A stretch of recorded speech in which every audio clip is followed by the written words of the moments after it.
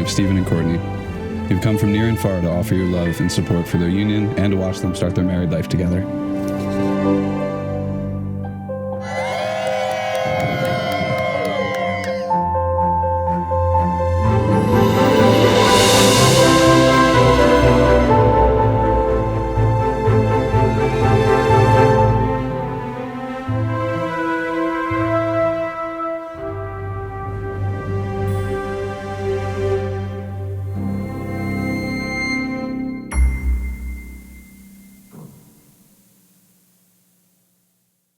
December of 1993, Stephen made his presence known.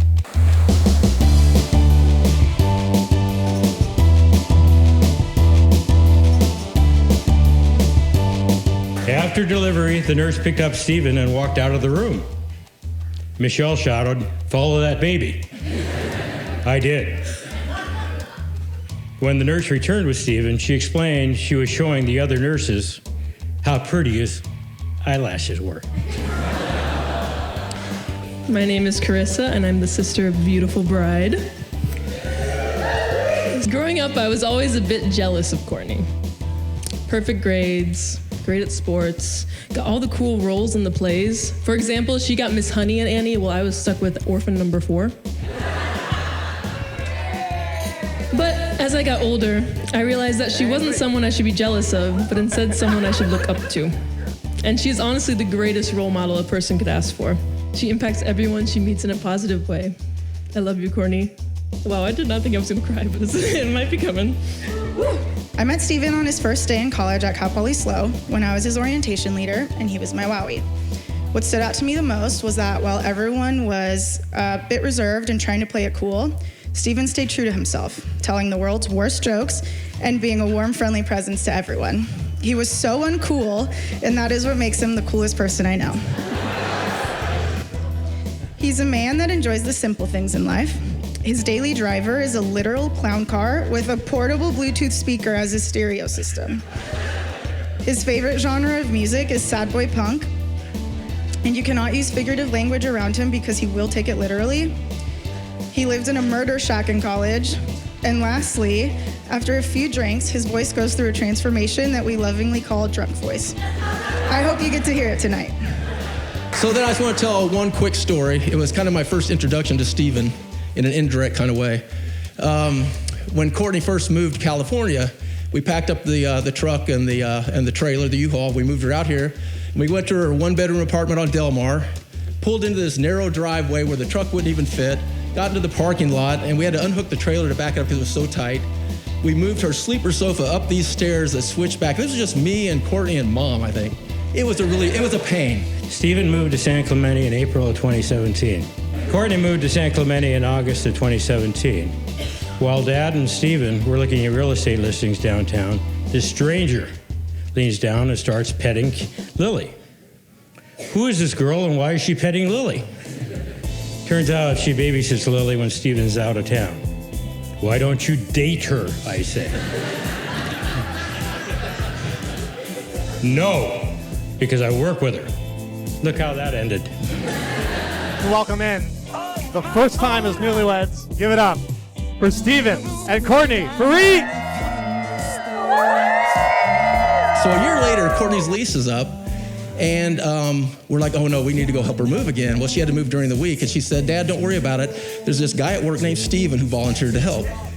And I'm like, man, this Stephen guy, he must be a really good guy or really into Courtney.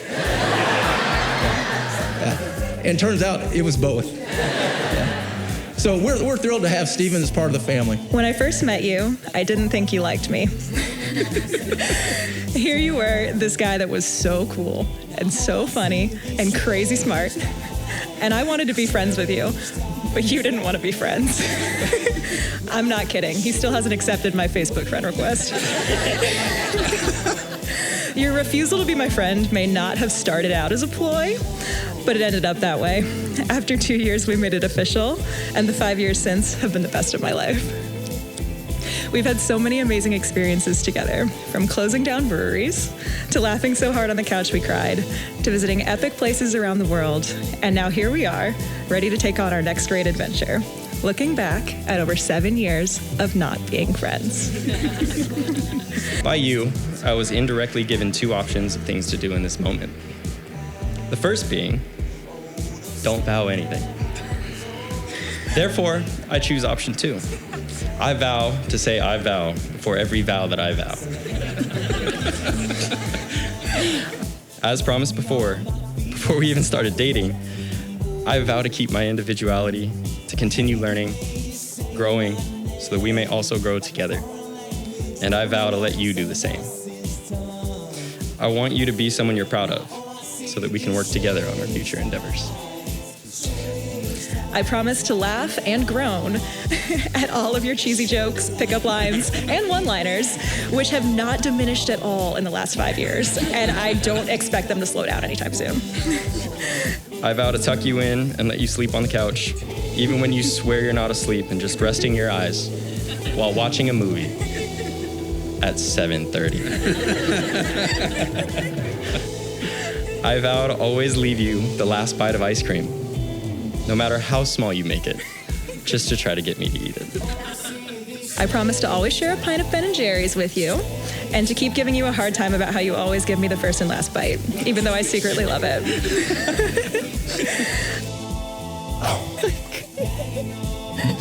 You look incredible. Oh my goodness. Check it out. You look gorgeous. You look great, too. I want to kiss you so bad. No, right now. don't do it. Am I It's not not allowed allowed. Are you sure? I'm joking. I know. It's okay. Not too much longer. You ready? I think so. Sure. I think so.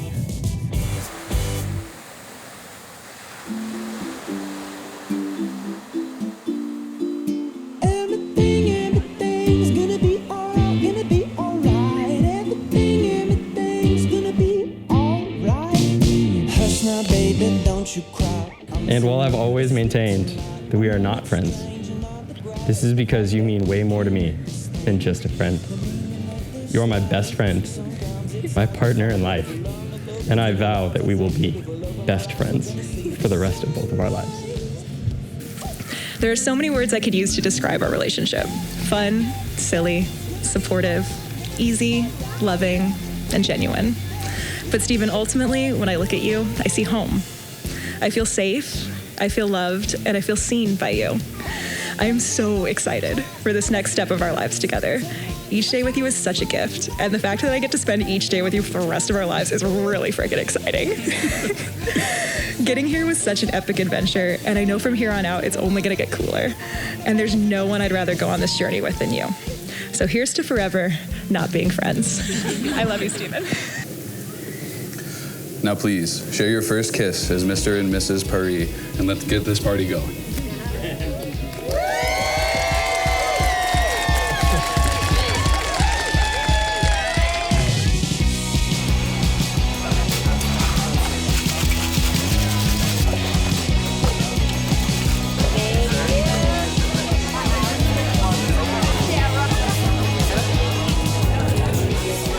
I would like to toast to my new brother-in-law. Thank you for being such a great, loving, and caring partner to my sister. I love seeing how happy you make her and the love you share for each other. Your passion shines through in your fascination in engineering, woodworking, interests in boats and cars. Wait, that sounds like someone else I know. Let's just say Freud would be very happy.